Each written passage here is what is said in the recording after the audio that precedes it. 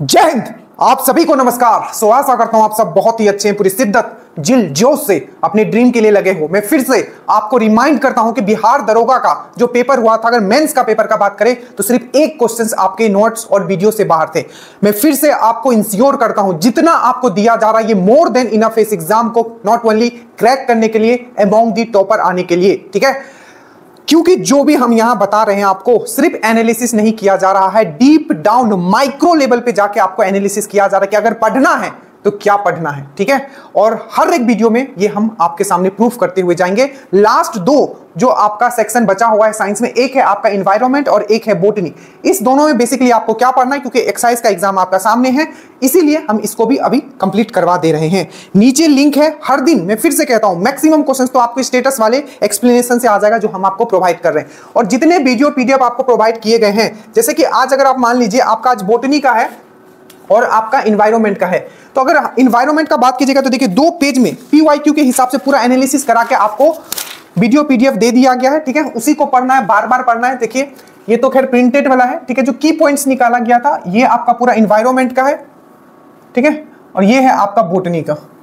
जितना आपको करवाया जा रहा है उससे ज्यादा आपको कुछ नहीं पढ़ना है। मैं फिर से कहता हूं, बस उसके साथ आपको मल्टीपल टाइम रिवीजन करना है और क्वेश्चंस लगाने। स्टार्ट करें, चलिए। नीचे लिंक होगा स्टेटस के क्वेश्चंस फॉलो करने के लिए और श्योर सिलेक्शन ग्रुप में जुड़ने के लिए, ठीक है। दोनों का लिंक आपका नीचे है। और इस वीडियो को आप शांतिपूर्वक देखिए कि डीप डाउन एनालिसिस किस तरीके से किया जाता है। सबसे पहले हम लोग बोटनी का बात कर लेते हैं, क्योंकि बायोलॉजी हमने करवा दिया, फिजिक्स हमने आपको करवा दिया है, ठीक है। केमिस्ट्री भी हमने आपको करवा दिया है। अब सबसे पहला अगर बोटनी का अगर हम लोग बात करें तो सबसे पहला देखिए, पढ़ने के लिए बहुत सारी चीजें मैं फिर से कह रहा हूं और आपको हर एक चीज पढ़ाया गया है कंसाइजली, कंसेप्चुअली, ठीक है। बट उसमें से भी एग्जाम में जाने से पहले एग्जैक्टली आपके दिमाग में क्या क्या होना चाहिए जिसको आप रिवीजन करके जाओगे। 10 मिनट पहले भी अगर मुझे देखना हुआ कि बोटनी में मैं क्या देख के जाऊंगा तो ये नोट्स आपके पास होना चाहिए। देखिए सबसे पहले आप बोटनी में आप करो, जो पहला टॉपिक आपने पढ़ा होगा टिश्यू। आपने क्या पढ़ा होगा? प्लांट टिश्यू, पादप, उत्तक। अब पादप उत्तक में भी आपने बहुत तरीके का उत्तक आपने पढ़ा होगा। एक आपने पढ़ा होगा परमानेंट टिश्यू, एक पढ़ा होगा नॉन परमानेंट टिश्यू। थोड़ा इंग्लिश आप समझते हुए चलिए, ठीक है। परमानेंट मतलब होता है स्थायी उत्तक, ये सब समझो, ठीक है। एक होता है परमानेंट टिश्यू, एक होता है आपका नॉन परमानेंट टिश्यू, ठीक है। तो इन दोनों में अगर हम लोग देखते हैं तो इंपॉर्टेंट कौन सा है, तो इंपॉर्टेंट है आपका जो इंपॉर्टेंट सब है, बट फिर से वही जाने से पहले मोस्ट इंपॉर्टेंट क्या याद रखना है जिससे आज तक क्वेश्चन पूछा गया, तो उसमें है आपका परमानेंट टिश्यू। परमानेंट मतलब स्थायी उत्तक। उसमें भी 2 पार्ट हमने आपको बताया था। क्या था? एक था आपका सिंपल परमानेंट टिश्यू और एक था आपका कॉम्प्लेक्स परमानेंट टिश्यू। तो दरोगा के लिए और बिहार पुलिस के लिए जो सबसे मोस्ट इंपॉर्टेंट है वो यही है आपका परमानेंट टिश्यू में। आपका सिंपल परमानेंट टिश्यू में हमने क्या क्या पढ़ा था? Sclerenchyma, collenchyma, parenchyma. पेपर उठा के देख लो बिहार पुलिस का, वही बिहार दरोगा में आपका छप जाएगा। कोलेनकाइमा मैकेनिकल सपोर्ट देता है, ठीक है, और जो एक हार्ड सरफेस जो प्रोवाइड करता है वो स्क्लेरेनकाइमा करता है। तो ये क्या था? ये सिंपल परमानेंट टिश्यू था। तो एक तो ये पढ़ोगे, और दूसरा जहां दरोगा क्वेश्चन पूछता है वो है आपका कॉम्प्लेक्स परमानेंट टिश्यू, मतलब जटिल आपका स्थायी उत्तक। उसमें आप क्या पढ़ोगे? Xylem and fibre. जाइलम से क्वेश्चन भी आपको पूछा गया था। जाइलम का जो पार्ट से पूछ लिया था कि इसमें कौन सा जाइलम का पार्ट नहीं है। ट्रिकाइड हो गया, वेसल हो गया, जाइलम फाइबर हो गया, इसमें से कौन सा नहीं है। तो याद रखना है कि पढ़ना तो है, बट इस लेवल पे, माइक्रो लेवल पे जाके, ठीक है, इस लेवल पे जाके खींच के हमने निकाल के अपने सामने रखा है। और ये कैसे होता है? एक्सपीरियंस से, ठीक है। जो हमने किया है बस हम आपके सामने रखा। अगर आपने ये कर लिया बहुत लोगों से आगे निकल जाओगे। तो सबसे पहले प्लांट उत्तक में आपको क्या करना है, तो परमानेंट टिश्यू पे आप ज्यादा ध्यान दीजिएगा। और परमानेंट टिश्यू में भी कौन सा है, तो आपका परमानेंट टिश्यू में अब कौन सा, तो 2 है। एक है आपका साधारण, ठीक है, आपका स्थायी उत्तक, और एक है आपका जटिल स्थायी उत्तक, मतलब सिंपल परमानेंट टिश्यू और आपका कॉम्प्लेक्स परमानेंट टिश्यू। सिंपल वाला में आप पढ़ोगे स्क्लेरेन, कोलेन और आपका पेरेनकाइमा, और जटिल वाला में, कॉम्प्लेक्स वाला में पढ़ोगे जाइलम और जाइलम एंड फोलियम, ठीक है। तो पहला आपने टिश्यू पढ़ा, ठीक है। दूसरा टॉपिक जो आपको दिमाग में आएगा जैसे आप टिश्यू कंप्लीट करोगे उसके बाद आप पढ़ोगे कि प्लांट्स के कितने पार्ट होते हैं, जिसमें आप एक पढ़ोगे क्रिप्टोगेमस होता है। देखो आपको कोई ना यूट्यूब पे कोई इस तरीके से आपको निकाल के समझा के, ठीक है, एकदम आंखों के सामने दिखना चाहिए ये सब चीज, इतना मेहनत किया गया आपको। तो दूसरा टॉपिक हम क्या जाएंगे, हमने देखा plant, different type of plant. तो उसमें 2 वर्ग में बांटा गया था। एक था आपका क्रिप्टोगेमस, एक था आपका फेंड्रोगेमस। तो इसमें क्या पढ़ना है, तो इसमें जो आपका फेंड्रोगेमस था, फेंड्रोगेमस मतलब पुष्प जो देता है, पुष्प पौधे जो होते हैं, ठीक है। तो फेंड्रोगेमस में आपको मैंने फिर दो भाग कराया था फेंड्रोगेमस में, एक था एंजियोस्पर्म, एक था आपका जिम्नोस्पर्म। तो एंजियोस्पर्म जिम्नोस्पर्म आपको पढ़ना है, और इसमें भी एंजियोस्पर्म और जिम्नोस्पर्म में जो कौन सा इंपॉर्टेंट था, वो प्लांट इंपॉर्टेंट था जो आपका फ्लावर बनाता है, मतलब फूल देता है। दैट मींस एंजियोस्पर्म जो प्लांट था वो सबसे मोस्ट इंपॉर्टेंट है। तो क्या पढ़ोगे, एंजियोस्पर्म के बारे में पढ़ोगे। वहां से क्या क्या क्वेश्चन आपको पूछा गया, आप देखिए एंजियोस्पर्म प्लांट में सबसे पहला आपको याद रखना है, प्लांट का पूरा आपको स्ट्रक्चर पढ़ना है, ठीक है। प्लांट का क्या करना है, आपको पूरा स्ट्रक्चर पढ़ना है। सबसे पहले क्या क्या क्वेश्चन पूछा गया, देखिए सबसे पहले क्या पढ़ोगे, एंजियोस्पर्म में पढ़ोगे, ठीक है। उसमें प्लांट का पूरा स्ट्रक्चर ये पढ़ोगे। क्या क्या पूछ लिया था कि जो प्लांट होता है, जो प्लांट जो फ्लावर देता है, तो फ्लावर जो है, फूल जो है, उसका जो जनन अंग है, प्रोडक्टिव जो आपका रिप्रोडक्टिव प्रजनन अंग जो है क्या होता है, तो मेल में होता है आपका स्टेमन, फीमेल में होता है आपका पिस्टिल या कार्पेल। इसी को हम लोग बोलते हैं स्त्री केसर और पुंकेसर। फिर से एक और क्वेश्चन आपको पूछा गया था कि आपका जो पोलन ग्रेन क्या होता है, मतलब जो पॉलिनेशन होता है, परागन जो होता है, उसमें क्या होता है। तो उसमें क्या था, transfer of pollen grain from anther to stigma. ये हिंदी इंग्लिश दोनों में समझाया हुआ है। तो पढ़ना क्या है आपको, तो आपको पूरा का पूरा प्लांट का स्ट्रक्चर पढ़ना है, कैसे इसमें रिप्रोडक्शन होता है, प्रजनन होता है, प्लस आपको इसका पूरा पार्ट्स आपको पता होना चाहिए, कौन सा इसमें मेल पार्ट है, कौन सा इसमें फीमेल पार्ट है, ठीक है। ये चीज समझ में आया। तो एंजियोस्पर्म के बारे में आपको पढ़ना बहुत इंपॉर्टेंट है। इसके बारे में, एंजियोस्पर्म के बारे में, तो यही आपका लिखा हुआ है कि फ्लावरिंग प्लांट के बारे में हमें पढ़ना है, ठीक है। पहला तो ये आपने समझा कि पूरा फ्लावर के बारे में पढ़ेंगे, परागन क्या होता है वो पढ़ेंगे, पॉलिनेशन क्या होता है वो पढ़ेंगे, स्त्री केसर कौन सा वाला पार्ट है स्त्री केसर में, पुंकेसर वाला में कौन सा पार्ट है, स्टेमन, कार्पल, ये पूरा पढ़ोगे, ठीक है। समझ में आया। दूसरा, इसी में एंजियोस्पर्म में क्या होता है, एक होता है मोनोकोट और डाइकोट, ठीक है। तो मोनोकोट प्लांट कौन सा है, डाइकोट प्लांट कौन सा है, ये पढ़ोगे। बहुत अच्छे से पीडीएफ बना के सब दिया गया।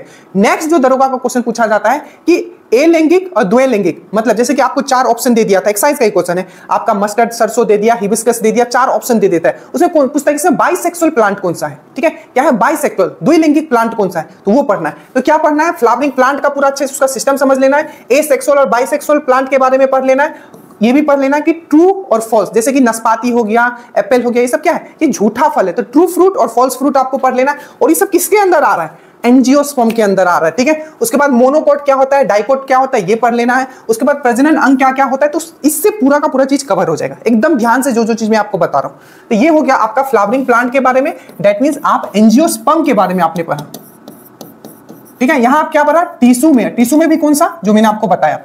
उसके बाद तीसरा जो है आपको पढ़ना है प्लांट हार्मोन। यहां से क्वेश्चंस रहता है हमेशा, ठीक है। एक पूछ लिया था कि कौन सा ऐसा प्लांट हार्मोन है जो आपका जो प्लांट जो बढ़ता है उसको रोकता है, वृद्धि रोधक है, तो एब्सिसिक एसिड है। तो प्लांट हार्मोन बहुत अच्छे से आपको पीडीएफ बहुत अच्छे से आपको दिया हुआ है, सब चीज में कोई ये नहीं है, बस आप समझ लो करना क्या, ठीक है। ये है। उसके बाद आपको पढ़ना है प्रकाश संश्लेषण, फोटोसिंथेसिस, बहुत इंपॉर्टेंट है। फोटोसिंथेसिस C6H12O6, ठीक है, कि कार्बोहाइड्रेट्स बनाता है, C6H12O6 कार्बोहाइड्रेट कैसे बनता है, ठीक है। प्रकाश संश्लेषण के बारे में, प्रकाश संश्लेषण का पूरा 4 से 5 मिनट का जितना क्वेश्चन होता है मैंने एक वीडियो में प्रकाश संश्लेषण पे करवाया। तो प्रकाश संश्लेषण आपको अच्छे से पढ़ लेना है। उसके बाद देखा गया कि कीटवक्षी पौधा, 2 क्वेश्चन ऑलरेडी पूछा गया, जैसे कि नेफ्थनीस हो गया, ड्रोसरा हो गया। तो ये सब क्या है, आपको ये सब स्टेटस वाले क्वेश्चन में भी मिल जाएगा, ठीक है, जो स्टेटस वाला क्वेश्चन मैंने पीडीएफ दिया। तो ड्रोसरा क्या होगा, कीटवक्षी पौधा, नेफ्थनीस पूछ लिया, 4 ऑप्शन इसमें कौन सा कीटवक्षी है, दैट मींस इंसेक्टिवाइरस प्लांट है, तो नेफ्थनीस है। एक बार पूछ लिया कहां मिलता है भारत में, तो मेघालय में मिलता है। ये सब चीज आपको करवाया हो। उसके बाद एक और आपको पढ़ना है बैक्टीरिया, नाइट्रोजन का स्थितीकरण करने के लिए, नाइट्रोजन का फिक्सेशन करने के लिए कुछ बैक्टीरिया होता है, जैसे एजेक्टोबैक्टर आपने सुना होगा, ठीक है। तो एक होता है नाइट्रोजन का फिक्सेशन करने के लिए, जैसे एजेक्टोबैक्टर हो गया, और एक होता है डीनाइट्रिफिकेशन करने के लिए सूडोपोस शायद बोलता है, सुडोमोनिया बैक्टीरिया का नाम है। तो नाइट्रोजन का फिक्सेशन, नाइट्रोजन का स्थितीकरण, ठीक है, और नाइट्रोजन का डीनाइट्रिफिकेशन, इन दोनों का बस बैक्टीरिया को आपको देख लेना है, जो कि आपका पीडीएफ में दिया हुआ है। तो ये बस आपको बोटनी में करना है। इसके बाद हम लोग आते हैं एनवायरमेंट। कोई इतना निकाल के आपको नहीं बताने वाला, बस इतना समझ लीजिए, आपका काम बन गया, ठीक है। इन्वायरमेंट में आते हैं, तो सबसे पहला टॉपिक आप करोगे इन्वायरमेंट में ट्रॉपिक लेवल। ट्रॉपिक लेवल जो हमारा इकोसिस्टम है, ठीक है, जो खाद्य स्तर होता है, ट्रॉपिक लेवल आपने पढ़ा होगा, मैंने बहुत अच्छे से आपको एक्सप्लेन किया है, इस तरीके का ट्रायंगल बनता है। तो ट्रॉपिक लेवल, खाद्य स्तर, ये आपको सबसे one of the most important topic है। इसे बहुत बार पूछा गया, जो आपका ट्रॉपिक लेवल होता है, खाद्य स्तर होता है, इसमें सबसे ज्यादा क्या होता है, प्रोड्यूसर होता है, आपका कंज्यूमर होता है, ठीक है, कौन सा होता है, तो सबसे ज्यादा जो होता है इसमें डिकम्पोजर होता है। फिर मैंने आपको बताया था एक ट्रॉपिक लेवल से दूसरे ट्रॉपिक लेवल सिर्फ 10% एनर्जी जा सकता है। नेक्स्ट मैंने बताया था ये किस साइंटिस्ट ने दिया था, तो लिंडमैन ने दिया था, ठीक है। है। और ये क्या होता है, एनर्जी यूनिडायरेक्शनल फ्लो होता है। तो ट्रॉपिक लेवल आपको अच्छे से कर लेना है, ठीक है। खाद्य स्तर और खाद्य श्रृंखला, दैट मींस ट्रॉपिक लेवल और फूड चेन भी आपको देख लेना है, ठीक है। समझ में आया। और ट्रॉपिक लेवल मैंने आपको क्या क्या करवाया था, सबसे ज्यादा इसमें क्या होता है, तो मैंने आपको बताया था डिकम्पोजर इसमें सबसे ज्यादा होता है। एक लेवल से दूसरे लेवल पे कितना परसेंट एनर्जी बस पास होता है, तो सिर्फ 10% होता है। ये लो किसने दिया था, तो लिंडमैन ने दिया था। ये जो आपका इकोसिस्टम है, इसमें मेन सोर्स ऑफ एनर्जी क्या है, तो मेन सोर्स ऑफ एनर्जी जो है वो सन है। सन से ही पूरा एनर्जी मिलता है, क्योंकि जो सबसे नीचे है वो हरा प्लांट है, वही प्रोड्यूस करता है। और वो कैसे प्रोड्यूस करता है, वो फोटोसिंथेसिस से करता है। तो मैन जो है, तो ये सब क्वेश्चंस आपके पूछे गए। खाद्य श्रृंखला भी देख लीजिएगा। उसके बाद इकोलॉजिकल इंटरेक्शन, दैट मींस पारिस्थितिकी संपर्क, जिसमें आपको म्यूचुअलिज्म, एमेनलिज्म, ये सब क्या क्या होता है, ये पूछा गया क्वेश्चन। म्यूचुअलिज्म मतलब क्या होता है, एमेनलिज्म मतलब क्या होता है, तो ये 4-5 पॉइंट है, बस ये देख लेना है, ठीक है। तो ये इकोलॉजिकल पारिस्थितिकी संपर्क आपको देखना है। उसके बाद है आपका इकोसिस्टम का टाइप। इकोसिस्टम पारिस्थितिकी का कितने प्रकार होते हैं, मेनली 2 प्रकार आपको पढ़ना है, इन सिटू और एक्स सिटू। इन सिटू मतलब क्या, जैसे कि नेशनल पार्क हो गया, राष्ट्रीय उद्यान हो गया, वो क्या है, इन सिटू का एग्जांपल है। और जैसे हम लोग घर में एक्वेरियम लगाते हैं, तो क्या एक्स सिटू का एग्जांपल है, तो वो आपको देखना है, ठीक है। ये चीज आपने समझ लिया। फिर से बायोडीजल, देखिए ये इन्वायरमेंट है, तो जो बायोडीजल, जैसे कि आपने जेट्रोफा देखा होगा, जेट्रोफा का प्लांट हम लोग क्या यूज करते हैं, बायोडीजल बनाने में क्या क्या प्लांट यूज करते हैं, बायोडीजल बनाने में किसका हम लोग बीज यूज करते हैं, तो जैसे महुआ का बीज हम लोग बायोडीजल बनाने में यूज करते हैं। कौन सा पेड़, तो जेट्रोफा का पेड़ करते हैं। तो जितना भी बायोडीजल जिससे बनता है वो वाला भी आपको देखना है, एकदम जो बोला बस वही करना है, ठीक है।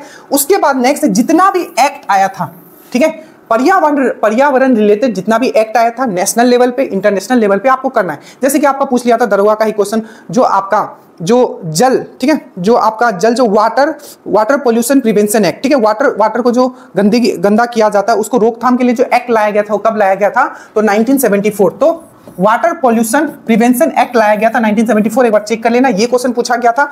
एक क्वेश्चन और पूछा गया था जो कि वन नीति है, वन नीति कब लाया गया था, तो 1952 में लाया गया था। फिर वन नीति में पहला संशोधन कब किया गया, तो 1988 में किया गया। ठीक है, फिर से आपका जो वन, ठीक है, वन मतलब फॉरेस्ट कंजर्वेशन एक्ट जो है, ठीक है, वो कब आया था, तो 1980 में आया था। तो ये सब बहुत अच्छे से, बहुत ही सुंदर से लिख के दिया हुआ है पीडीएफ में, बस कर लीजिएगा आप लोग, ठीक है। वही इंटरनेशनल लेवल पे हम लोग देखें तो मॉन्ट्रियल प्रोटोकॉल किससे रिलेटेड है, क्योटो प्रोटोकॉल किससे रिलेटेड है, नागोया प्रोटोकॉल किससे रिलेटेड है, जितना भी प्रोटोकॉल, ठीक है, आपको इन्वायरमेंट पर्यावरण से रिलेटेड है, सब देख लेना और उसी प्रकार से आपको करवाया भी गया, ठीक है। तो ये हो गया आपका एक्ट, नेशनल और इंटरनेशनल।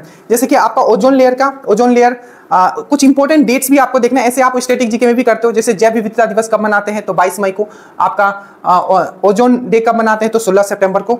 तो वो भी देखना है। बाकी स्पेशली ओजोन लेयर से हमेशा क्वेश्चन पूछा जाता है, तो ओजोन लेयर से कौन सा रिलेटेड है, जैसे मॉन्ट्रियल प्रोटोकॉल किससे रिलेटेड है, तो ओजोन लेयर से रिलेटेड है, कब आया था, 1987 में आया था। तो ये आपको करना है, ओजोन लेयर अच्छे से पढ़ना है, जैसे आपको वीडियो में दिया गया बस उतना कर लेना है। उसके बाद है इंपॉर्टेंट जो पर्यावरण आंदोलन चले थे, जैसे कि आपका हो गया सुंदरलाल बहुगुणा किससे रिलेटेड है, चिपको आंदोलन से। मेधा पाटकर किससे रिलेटेड है, तो नर्मदा बचाओ आंदोलन से। तो बस 5-5 पॉइंट है, बस वही आपको देखना है, ठीक है। उसके बाद कुछ गैस के बारे में आप जरूर पढ़ लीजिएगा, जैसे केमिस्ट्री में हम पढ़ा चुके हैं। जैसे भोपाल का जो मिथाइल आइसोसाइनाइड जो हुआ, तो बार बार उससे पूछा जा रहा है, मिथाइल आइसोसाइनाइड से रिलेटेड भोपाल में कब हुआ था, कौन सा गैस था, कौन सा कंपनी था, तो मैंने आपको करवा दिया, बार बार पूछा गया। उसके बाद है ग्रीन हाउस गैस, ये कंफर्म है आपका आने वाला है। हरित गैस, हरित हाउस गैस, जैसे कि आपका हरित गैस में क्या क्या होता है, जो हमारा क्या होता है, हरित गैस क्यों इतना खतरनाक है, क्योंकि हमारे वातावरण को गर्म कर देता है। क्या कर देता है, गर्म कर देता है, जिससे क्या होता है, ग्लोबल वार्मिंग होता है। बताओ ग्रीन हाउस गैस का कुछ बात नाम बताओ, एग्जाम में पूछ लिया था, 4 को दे दिया था, ठीक है। उसमें कौन सा नहीं था, तो SO2 जो है ग्रीन हाउस गैस नहीं है, बट N2O नाइट्रस ऑक्साइड, जिसको हम लोग लफिंग गैस भी बोलते हैं, वो क्या है, आपका ग्रीन हाउस गैस है। तो ग्रीन हाउस गैस है, बहुत सारे गैस है, जैसे कि मीथेन हो गया, ग्रीन हाउस गैस है। CO2 है जो आपका ग्रीन हाउस गैस है। आपका N2O नाइट्रस ऑक्साइड है जो ग्रीन हाउस गैस है, याद रखना SO2 नहीं है, यही ऑप्शन में दिया हुआ था। उसके बाद आपका CFC जो हो गया आपका ग्रीन हाउस गैस हो गया, ठीक है। तो ये सब आपको याद रखना है जितना आपको बताया गया। CO2, CH4, N2O और जल वाष्प भी जो है याद रखिएगा, एक ग्रीन हाउस गैस है, ठीक है। उसके बाद एक और टॉपिक है आपका नवीकरणीय और गैर नवीकरणीय ऊर्जा। नवीकरणीय रिन्यूएबल एनर्जी को हम लोग नॉन कन्वेंशनल एनर्जी भी बोलते हैं, नॉन कन्वेंशनल एनर्जी। अब ये नॉन कन्वेंशनल एनर्जी और रिन्यूएबल एनर्जी मतलब क्या होता है, ऐसा एनर्जी जो समय के साथ खत्म नहीं होगा, अगर होगा भी तो कब होगा नहीं पता। जैसे कि सन एनर्जी क्या है, रिन्यूएबल एनर्जी है, ठीक है। उसके बाद जैसे कि आपका पवन हो गया, विंड एनर्जी क्या है, ये आपका क्या है, आपका रिन्यूएबल एनर्जी है। ठीक है, तो ये सब आपको पढ़ना है, बस इतना ही करना है। जितना वीडियो पीडीएफ दिया गया है बस उतना अगर आप कर लीजिएगा आपका काम बन जाएगा। इसको जितना मैंने आपको समझाया इसको अच्छे से देखना है, सर ने क्या क्या बोला है, और जो आपको पीडीएफ बना के दिया गया पीवाईक्यू का, आई थिंक 1 घंटे का आपका क्लास है, उससे ज्यादा आपको कुछ नहीं पढ़ना है, बस उसके बाद प्रैक्टिस करना है। ठीक है, और आपको पीडीएफ भी दिया गया है, बॉटनी हो, बायोलॉजी हो, फिजिक्स हो, सब चीज का। ठीक है, समझ में आया? तो क्या करना है, पढ़ना है। ठीक है, हमने अपनी तरफ से पूरा जान लगा दिया, बस आपको पढ़ लेना है और आपको सिलेक्शन लेना है। ज्यादा इधर उधर दिमाग नहीं लगाना है, वन माइंडेड होके रिलीजियसली ड्रीम दोस्त को फॉलो करना है। Selection in your hand. So thank you so much, do let me know if you guys have any kind of doubt, कुछ भी हो नीचे कमेंट कर दीजिएगा। जय हिंद।